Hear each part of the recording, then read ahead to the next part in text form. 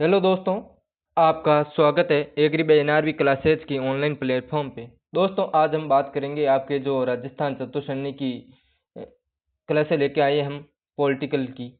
तो इसमें हम मोस्ट इम्पोर्टेंट 100 एमसीक्यू आपके साथ शेयर करेंगे जो आपके एग्ज़ाम की दृष्टि से मोस्ट इम्पोर्टेंट होंगे और आपको एग्ज़ाम देंगे तो हुबहू छपे होंगे। और हमने पहले साइंस की एमसीक्यू की क्लासें दी है इम्पोर्टेंट, वो आप रिवीजन करें और अपना आप जितना बार बार रिवीजन करेंगे तो आपके लिए बेहतर होगा। और ज़्यादा से ज़्यादा सभी दोस्तों के पास शेयर करें और जितने ज़्यादा आप प्रैक्टिस सेट की तैयारी करेंगे उतना आपके लिए बेहतर है। और आप अपना अच्छे से रिवीजन करें और मस्त रहें, खुश रहें। आज हमने पॉलिटिकल की फर्स्ट क्लास है वो हमने शुरू की है। 100 एमसीक्यू की आपके साथ चर्चा करेंगे इम्पोर्टेंट की। शुरू करते हैं। तो अब पहला क्वेश्चन है आपके साथ कि निम्न में से कौन सी विशेषता भारत के संविधान का सटीक वर्णन नहीं करती है। निम्न में से कौन सी व्यवस्था है जो भारत की संविधान के बारे में सटीक वर्णन नहीं करती।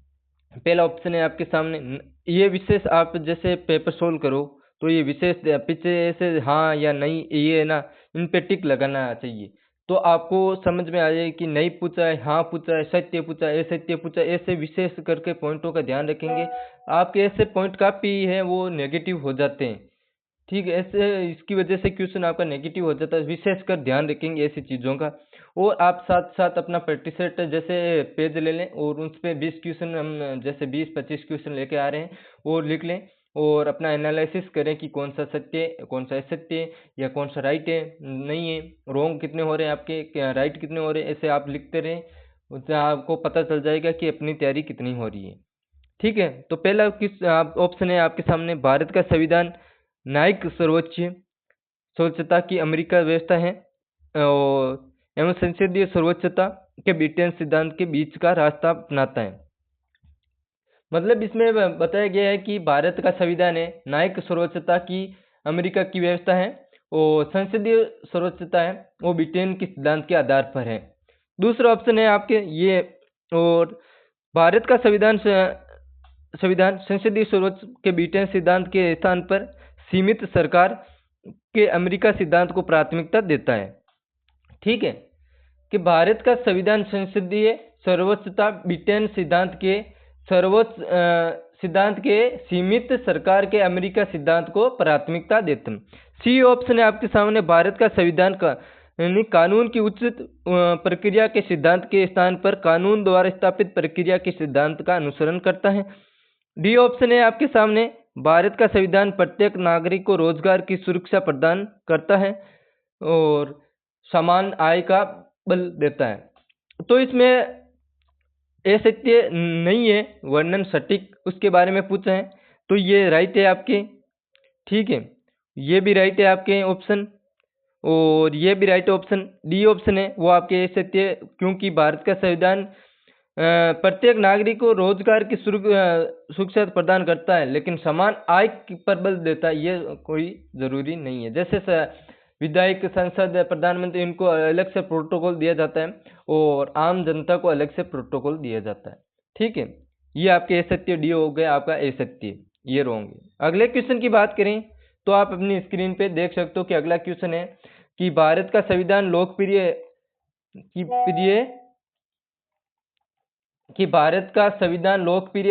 प्रभुसत्ता पर आधारित संविधान है, इससे क्या आश्चर्य है।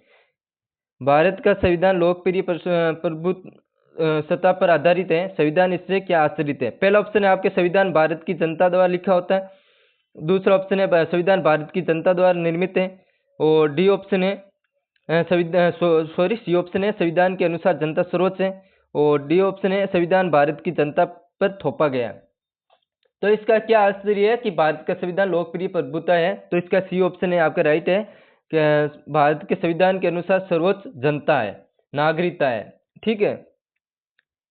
अगले क्वेश्चन की बात करें तो इससे पहले आप ये क्यूआर कोड दे रखा है टेलीग्राम ग्रुप का, तो इससे स्कैन करके ज्वाइन हो जाइए ताकि आपको पीडीएफ और एमसीक्यू की क्लासें आपको वहाँ उपलब्ध हो जाएगी। अगले क्वेश्चन की बात करें तो भारत के संविधान में राष्ट्र या राष्ट्रीय शब्द का उल्लेख कहाँ मिलता है, तो कहाँ मिलता है।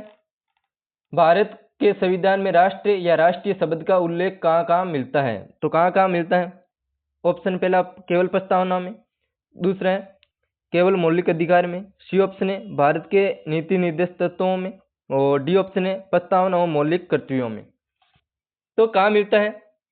तो इसका पहला ऑप्शन है प्रस्तावना में भी राष्ट्रीय शब्द का उल्लेख मिलता है, मौलिक अधिकार में नहीं मिलता है, और राज्य के नीति निर्देश तत्वों में नहीं मिलता है, प्रस्तावना और मौलिक कर्तव्यों में मिलता है। तो इसका आंसर है वो डी होगा, क्योंकि प्रस्तावना और मौलिक कर्तव्य दोनों में मिलता है।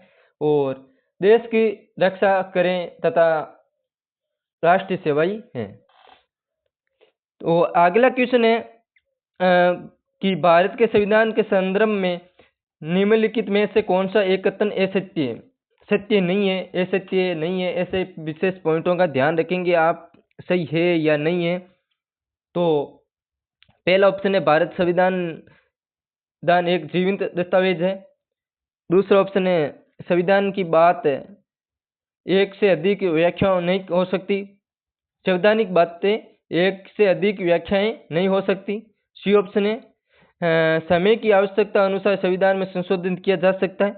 डी ऑप्शन है भारत के संविधान में कठोरता तथा लचीलापन का उचित समन्वय है। तो इसका पहला ऑप्शन है वो राइट है, जीवित आपका भारत का संविधान है एक जीवित दस्तावेज है, और संवैधानिक बात की एक से अधिक व्याख्या नहीं हो सकती, ये हो सकती है, नहीं पूछा है, ये आपका बी ऑप्शन है वो राइट हो गया। और सी ऑप्शन है आपके सामने कि भारत की समय के अनुसार संविधान में संशोधित किया जाता है, और भारत के संविधान में कठोरता तथा लचीलापन का उचित समन्वय है। कठोर भारत का कानून संविधान कठोर है लेकिन लचीलापन भी है। तो इसका आंसर है बी ऑप्शन राइट होगा, इसका यहाँ नहीं आ रहा है, अधिक से व्यवस्था हो सकती है। ठीक है, अगले क्वेश्चन की बात करें तो आप अपनी स्क्रीन पे देख सकते हो कि अगला क्वेश्चन क्या है, भारत के संविधान की कौन सी विशेषता भाईचारे की भावना को अंकित करती है? तो कौन सी है? तो इसका पहला ऑप्शन है आपके सामने कि कौन सी है कि पंथ निरपेक्ष बंधुता, और अगला क्वेश्चन गणतंत्र संप्रभुता। तो इसका क्या आंसर होगा? तो भारत के संविधान की कौन सी व्यवस्था भाईचारे की भावना को अंकित करता है? पंथ निरपेक्ष बंधुता गणतंत्रता। तो भाईचारा यानी इसका आंसर होगा बी बंधुता, बंधे हुए, ठीक है, अंकित करती है। पंथ निरपेक्ष मतलब कोई धर्म कोई पंथ, भारत के लिए कोई मतलब सभी भारत सभी धर्मों का सम्मान करता है, भारत में कोई एक पंथ नहीं है, संप्रभु सभी का समान। ठीक है, अगले क्वेश्चन की बात करें तो आप अपनी स्क्रीन पे देख सकते हो कि निम्नलिखित में से रूढ़िपूर्ण कथन का चयन कीजिए, मतलब गलत कथन का चयन कीजिए। तो इसका पहला ऑप्शन है आपके सामने वयस्क मताधिकार लोकसभा और राज्य विधानसभाओं के निर्वाचन का आधार है, और बी ऑप्शन है अनुच्छेद 326 लोकसभा और राज्यसभा अनुच्छेद 326 लोकसभा और राज्यों की विधानसभाओं के लिए निर्वाचन का व्यवस्थित मताधिकार के आधार पर होना उपबंधित करता है। सी ऑप्शन है मतदाता की आयु 1989 के में 61वें संवैधानिक संशोधन द्वारा 18 वर्ष से बढ़ाकर 21 वर्ष कर दी गई है, और डी ऑप्शन है आपके सामने मतदाता की आयु 1989 में 61 वर्ष में संवैधानिक संशोधन 21 वर्ष से घटाकर 18 वर्ष कर दिए हैं। तो इसके रूढ़िपूर्ण कौन सा है? तो इसके रूढ़िपूर्ण की बात करें मतलब गलत कथन की बात करें तो पहला है वो आपके राइट है, वयस्क मताधिकार लोकसभा और राज्यसभा के निर्वाचन के आधार है, यह है। और बी ऑप्शन है, तो बी ऑप्शन की बात करें अनुच्छेद 326 लोकसभा और राज्यसभा की विधानसभाओं के लिए निर्वाचन का मत वयस्क मताधिकार के आधार पर होना उपलब्ध है, तो ये आपके रॉन्ग है। तो इसका राइट आंसर है बी ऑप्शन होगा, 326 नहीं होगा। और अगले के यहाँ ये राइट ऑप्शन है आपके इस कथन के अनुसार तो ये रॉन्ग ऑप्शन है, ठीक है। और अगला सी ऑप्शन है मतदाता की आयु 1900, तो इसमें 18 से ये आपका रॉन्ग ऑप्शन है, क्योंकि 1989 में 61वें संविधान में घटाकर आपके 21 से 18 वर्ष की थी, नहीं कि 18 से 21 की गई। और ये भी कथन राइट है, तो इसका आंसर है वो सी ऑप्शन होगा। ठीक है, क्या आंसर होगा इसका? सी ऑप्शन होगा, और ये बाकी कथन सत्य है।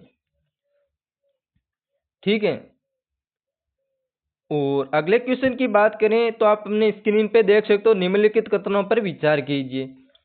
निम्नलिखित कथनों पर विचार कीजिए। पहला ऑप्शन है आपके संविधान का अधिकांश ढांचागत हिंसा आयरलैंड के संविधानीय यह है कि मतलब संविधान का अधिकांश ढांचागत हिंसा आयरलैंड के संविधान से लिया गया है। दूसरा ऑप्शन है भारत के संविधान में ने अमेरिका अध्यक्षित प्रणाली को अपनाया है। और इसमें मतलब नीचे उपयुक्त में से कौन सा कथन सत्य है? तो इसका क्या है? तो ढांचा हिंसा है वो आयरलैंड से संविधान से नहीं लिया गया है, इंग्लैंड से लिया गया है। ये ऑप्शन आपके रॉन्ग हो गया है। अमेरिका अध्ययन प्रणाली के अपनाया गया है, ये भी गलत है। तो इसका आंसर है वो क्या होगा? आंसर की बात करें तो इसका है ने तो सी ऑप्शन होगा इसका, कि ने तो ये सही है, नहीं दो गलत, दो सही है, दोनों ये सत्य है। ठीक है, अगले क्वेश्चन की बात करें, मतलब भारत का अधिनियम है 1925 एक 2/3 हिस्सा है, वो मतलब 250 से अधिक अनुच्छेद है, वो ब्रिटिश संसदीय प्रणाली से लिया गया है, न कि अमेरिका प्रणाली से लिया। ठीक है, अगले क्वेश्चन की बात करें तो आप अपनी स्क्रीन पे देख सकते हो कि निम्नलिखित में से कौन से संविधान भारत की निम्नलिखित में से कौन सी विशेषता भारत के संविधान में के युगोस्लाविया के संविधान की देन है? युगोस्लाविया दिन की देन है। पहला ऑप्शन है आपातकाल के समय मूल अधिकारों का स्थगन मतलब, ठीक है, संशोधन के विरुद्ध अधिकार। और बी ऑप्शन विधि द्वारा स्थापित प्रक्रिया, उद्देश्य के प्रारंभिक अंतिम शब्द। तो इसके युगोस्लाविया एक देश है, उसके संविधान की देन कौन सा है? तो आपातकाल है, ये जर्मनी का है। ठीक है, और शोषण के विरुद्ध है वो युगोस्लाविया के, ये इसका आंसर क्या होगा? बी ऑप्शन होगा। और सी ऑप्शन है विधि द्वारा स्थापित प्रक्रिया, ये जापान की है। और डी ऑप्शन है आपके उद्देश्य के प्रारंभिक और अंतिम शब्द। उद्देश्य के प्रारंभिक शब्द है वो यूएस के हैं, यूएस अमेरिका के हैं, और अंतिम शब्द है वो आयरलैंड के। ठीक है, तो इसका आंसर क्या होगा? इसका आंसर है वो आपके सी ऑप्शन होगा। अगले क्वेश्चन की बात करें तो आप अपनी स्क्रीन पे देख सकते हो कि निम्नलिखित में से कौन सी विशेषता भारत के संविधान की का सटीकतापूर्ण या अनुपूर्ण, एक मिनट में सॉरी तो टाइपिंग मिस्टेक हो सकती है इसमें। निम्नलिखित में से कौन सी विशेषता भारत के संविधान का सटीक वर्णन करती है? हाँ, यह थोड़ा है, ये थोड़ा ऑप्शन ये साथ में आ गया इसके। ये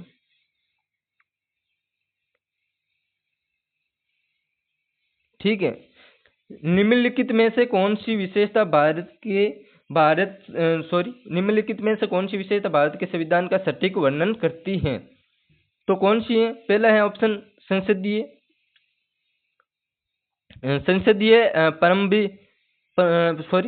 की संप्रभुता। और बी ऑप्शन है आपके सामने गणतंत्र व्यवस्था, सी ऑप्शन है मंत्रियों की विधिक उत्तराधिकारी, प्रधानमंत्री केवल निचले सदन का सदस्य होना चाहिए। तो इसका आंसर क्या होगा? मतलब इसका वर्णन करती है, तो सटीक वर्णन कौन सा करता है? तो संसद की संप्रभुता है, वो संविधान की सर्वोच्चता को संप्रभुत्व करते हैं। ये ऑप्शन गलत हो गया आपका। गणतंत्र व्यवस्था है वो आपके संविधान की सटीक वर्णन करता है। तो इसका आंसर क्या होगा? गणतंत्र, तो बी ऑप्शन होगा। और मंत्रियों का सेवित, ये भी गलत हो गया।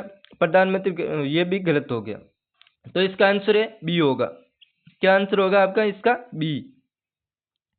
अगले क्वेश्चन की बात करें तो नीचे दिए गए दो व्याख्याताओं के अभिकथन ए और तर्क आर के रूप में चिन्हित किया गया है। तो दोनों कथनों के संदर्भ में निम्नलिखित में कौन सा सत्य है? तो इसमें दो जैसे वाक्य दे रखे हैं, उसका सत्य आर इसकी व्याख्या करता है या नहीं करता, ऐसा पूछा गया। तो पहला है, अभी कहते भारत की नागरिकता पहले भारतीय है, उसके बाद वे किसी भी राज्य का निवासी हैं। पहला ऑप्शन ए अभिकथन क्या है, ए कि भारतीय नागरिक पहले भारतीय हैं, उसके बाद वे किसी राज्य का निवासी हैं। ठीक है। तर्क, इसका तर्क है, तर्क क्या है कि भारत में ब्रिटेन की तरह एकल नागरिकता को अपनाए गए हैं, तो पहले भारत का नागरिक है और बाद में राज्य का निवासी है, ये तो सत्य है। और तर्क ये मतलब है आर है वो सही है, भारत में ब्रिटिश की तरह भी एकल नागरिकता का प्रावधान है। पहले जम्मू कश्मीर में दोहरी नागरिकता प्रावधान था, लेकिन 5 अगस्त 2019 को समाप्त कर दिया गया, धारा 19 मतलब वो 370 हटने के बाद। तो इसका क्या आंसर होगा, तो इसका देख सकते हो कि पहला ऑप्शन है कि ए व आर दोनों सत्य हैं, ए व आर दोनों सत्य हैं, आर ए की सही व्याख्या करता है। तो इसका राइट आंसर क्या है, ए ही होगा कि दोनों सत्य हैं और सही व्याख्या करता है। तो इसका आंसर क्या होगा, बी, ए सॉरी। ठीक है। अगले क्वेश्चन की बात करें तो आप अपनी स्क्रीन पे देख सकते हो, ये क्या हो गया, अच्छा ये सेम ही है, अलग थोड़ा पूछा गया इसमें कि नीचे दिए गए दो वक्ताओं के अभिकथन ए को तर्क आर से के रूप में चिन्हित किया गया है। दोनों व्यक्तियों के संदर्भ में निम्नलिखित में से कौन सा सत्य है। पहले आपके अभिकथन ये है कि भारतीय संविधान के वयस्क नागरिकों को मत का अधिकार प्रदान किया गया है, और इसमें कौन अलग से आ गया, ठीक है, किया गया है। उत्तरक है भारत का एक लोकतांत्रिक गणराज्य है। तो इसके बात करें तो भारत का संविधान वयस्क नागरिकों को मत का अधिकार प्रदान किया गया है, ये सत्य है, पहला ऑप्शन है सत्य है। आतरक क्या है कि भारत एक लोकतांत्रिक गणराज्य है, तो ये भी सत्य है। तो दोनों सत्य हैं और एक आर की सही व्याख्या करता है। तो इसका आंसर क्या होगा, तो इसके आंसर की बात करें तो इसका आंसर है वो ये होगा, क्या होगा कि दोनों सत्य हैं, ये ऑप्शन होगा कि दोनों सत्य हैं, ये आर ए की सही व्याख्या करता है, तो इसका सत्य है। ठीक है, ये ऑप्शन राइट आंसर होगा। सॉरी इसमें क्या पूछा गया है कि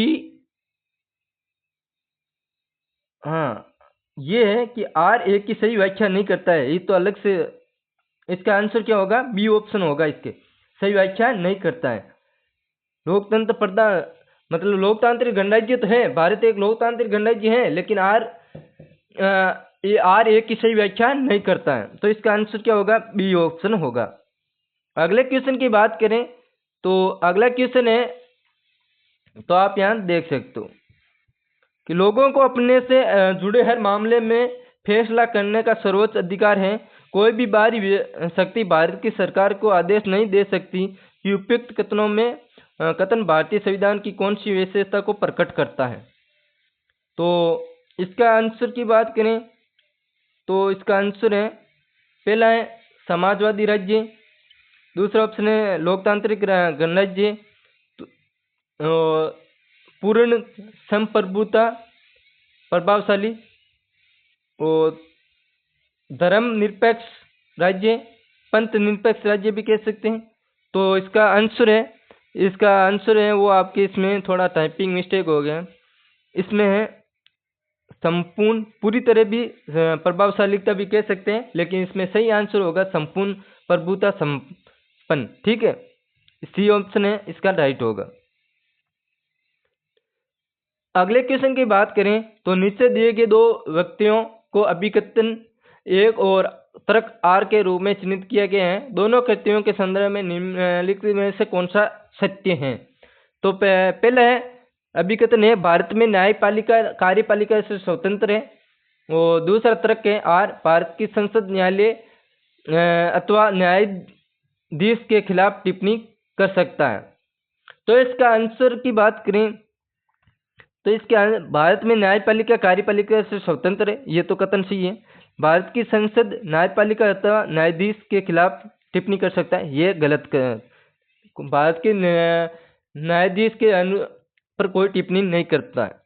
तो इसके राइट आंसर की बात करें तो इसका राइट आंसर है ये तो सत्य है और ये सत्य है, ठीक है। इसका आंसर है वो सी होगा। अगले क्वेश्चन की बात करें तो आप अपनी स्क्रीन पे देख सकते हो कि निम्नलिखित विषयों पर विचार कीजिए और निम्नलिखित विषयों पर विचार कीजिए तथा उन्हें क्रमानुसार जैसे संवैधानिक उल्लेखित व्यवस्थित हैं। नागरिकता, मौलिक अधिकार और मौलिक कर्तव्य, मौलिक अधिकार, राज्य के नीति निर्देश तत्व। तो इसमें पूछा गया है कि निम्नलिखित विषयों पर विचार कीजिए, उन्हें क्रमानुसार जैसा संविधान में उल्लेखित किया व्यवस्थित कीजिए। तो इसके आंसर की बात करें तो पहला ऑप्शन है नागरिकता, ये भाग आपके 2 में है, ठीक है। और फिर है मौलिक अधिकार है, वो आपके भाग 3 में है। और फिर है राज्य के नीति निर्देश तत्व है, वो भाग 3 में है। और मौलिक कर्तव्य है, वो भाग 4 में। तो इसका आंसर है बी ऑप्शन होगा, ठीक है। अगले क्वेश्चन की बात करें तो निम्नलिखित में से कौन सा युग्म असत्य है, सुमेलित नहीं है, सुमेलित का पूछा गया है। तो इसके बात करें भारतीय संविधान का प्रावधान है और इसके स्रोत दे रखे।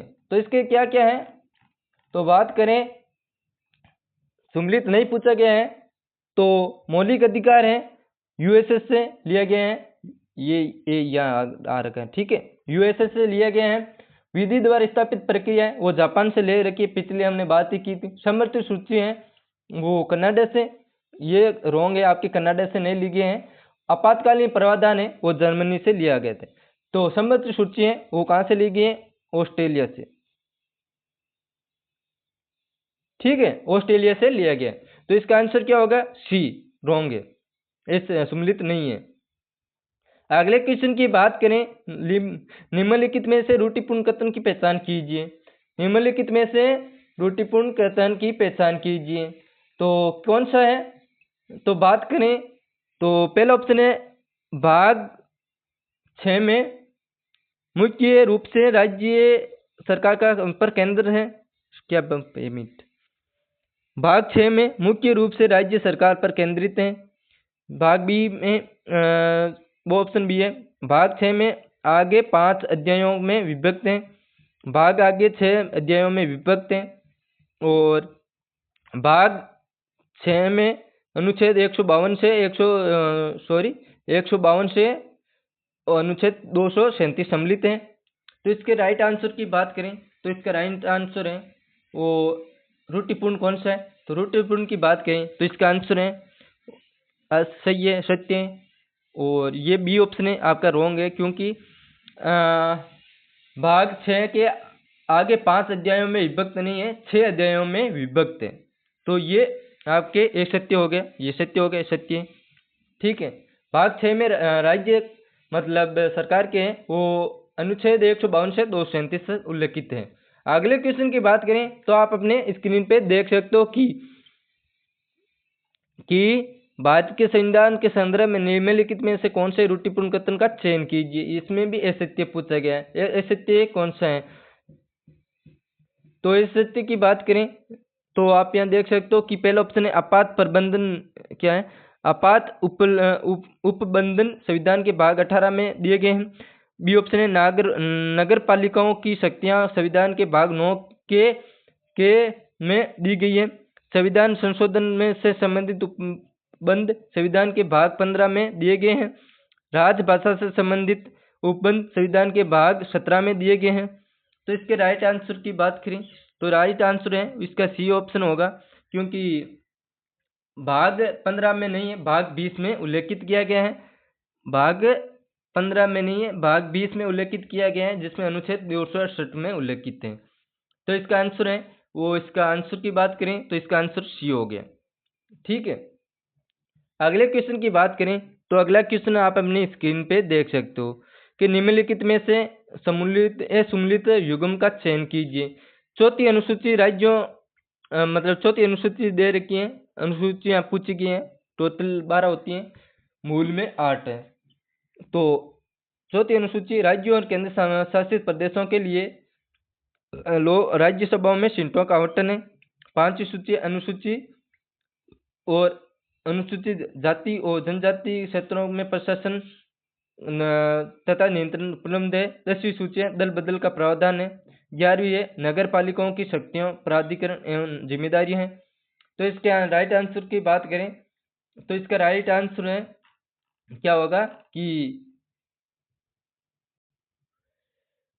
तो राइट आंसर की बात करें ये आपके सत्य है, ये भी सत्य है, वो 10वीं बदल का है।